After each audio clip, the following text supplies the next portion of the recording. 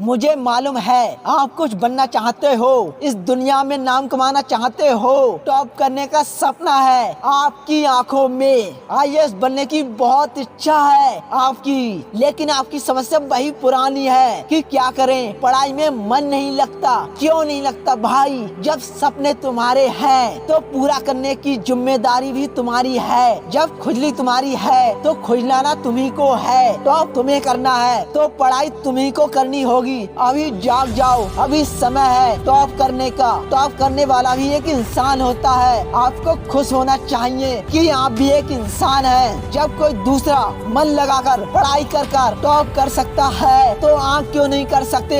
यह जो आपके पास खिलौना है जिसका नाम मोबाइल है, यह आपकी पढ़ाई में बहुत बड़ी बाधा है। अगर कुछ करना चाहते हो इसके साथ तब ही रहो जब इसकी बहुत जरूरत हो, वरना छुओ भी मत इसे। आप क्या सोचते हो टॉपर मोबाइल नहीं चलाता होगा? भाई वो भी चलाता है, लेकिन वह ऐसी फालतू की चीजों को देखने में टाइम वेस्ट नहीं करता।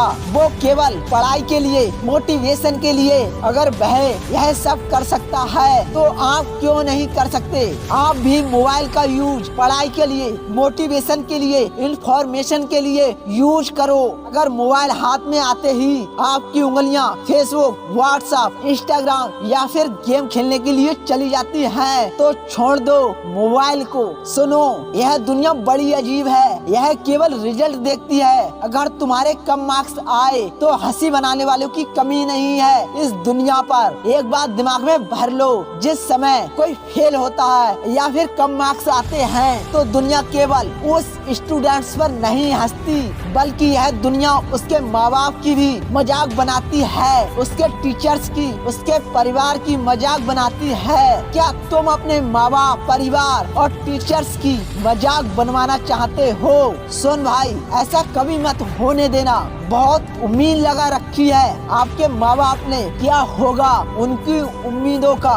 भाई उठो और जागो, और तब तक मत रुको जब तक लक्ष्य की प्राप्ति ना हो जाए, और लग जाओ आज से ही पढ़ाई में। आखिर क्या सोच रखा है तुमने? अगर यह सोच रखा है कि ना मेरे माँ बाप के पास बहुत पैसा है, अगर तुम असफल हो गए तो तुम्हारी जिंदगी उन पैसों से कट जाएगी जो तुम्हारे बाप ने कमाए हैं। लेकिन दुनिया मजाक के साथ कहेगी कि देखो, यह खुद तो अपनी जिंदगी में कुछ कर ना सका और अपने माँ बाप के पैसों से जिंदगी जी रहा है। मेरे हिसाब से धिक्कार है ऐसे व्यक्ति पर जो भविष्य में ऐसे शब्द सुनेगा। अगर काट भी ली जिंदगी बाप के पैसों से, खर्च भी कर दिए उनके सब पैसे, तो अपने बच्चों को क्या देकर जाओगे इस दुनिया से? ऐसे छोड़ जाओगे उन्हें खाली हाथ? कौन जिम्मेदार होगा इसका? आप होगे आप। यदि आपके पिता के पास ज्यादा पैसा नहीं है तब तो तुम्हें पढ़ना होगा। इसके अलावा तुम्हें अपने सपनों को पूरा करने का कोई और तरीका नहीं है आपके पास। अब भी समय है, जाग जाओ और निर्णय लो।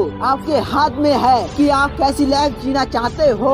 आज से ही पढ़ाई को टालना छोड़ दो, और छोड़ दो यह कहना कि पढ़ाई में मन नहीं लगता। आपके पास बहुत समस्या है कि आप पढ़ाई को अपना लक्ष्य समझ बैठे हो। स्टडी कोई गोल नहीं हो सकती, वह तो गोल तक पहुंचाने का एक रास्ता है। जिस दिन तुमने यह रास्ता सही तरीके से पार कर लिया, फिर तो आपको मंजिल मिल ही जाएगी। कोई ना कहे पढ़ने को, तब भी आपको पढ़ना होगा। अपने सपने के खातिर पढ़ो, अपने माँ बाप के खातिर पढ़ो, अपनी इज्जत के खातिर पढ़ो, उसकी वजह से पढ़ो जिसे तुम चाहते हो, जिससे तुम प्यार करते हो, जिसको तुमने जीवन साथी बनाने का सपना देखा है। नहीं पढ़ोगे तो उसको खुशियाँ कैसे दोगे? वो लड़का या लड़की जो तुमसे कह गया था कि तुमसे जीवन में कुछ नहीं होगा, कम से कम उसको जवाब दो और पढ़कर दिखाओ कि आप सब कुछ कर सकते हो। कुछ ना हो तो अपने दुश्मन के लिए पढ़ो जो आपको जीवन में नीचे दिखाना चाहता है। आप पढ़ो और मुंह तोड़ जवाब दो।